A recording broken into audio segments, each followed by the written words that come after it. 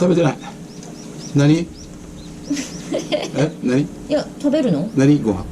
いやピザとかチーズタッカルビとかやけど。ああ、そういうの食ったらごべくなる。まあでも食べん方がええんちゃう？動きなくなるね。ああ、そうそうそう。今頃ポテサラ論争がテレビでやりだした。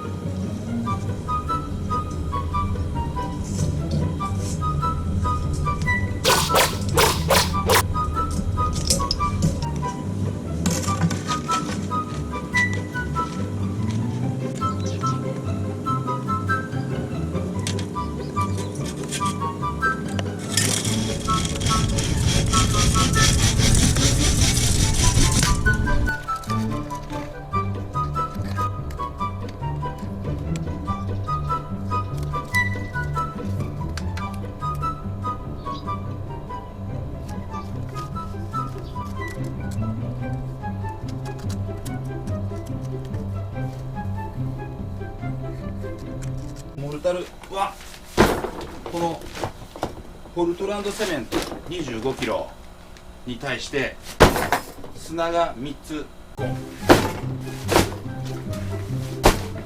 からのビール。達人の生銀座ライオン達人の生ビアホール、これ結構美味しいです。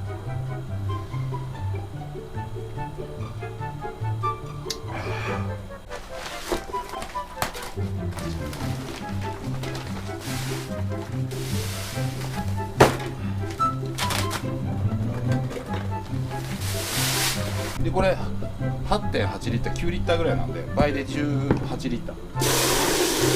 だいたいこうあと水で調整すると耳たぶぐらいの柔らかさ。ホットケーキと一緒です。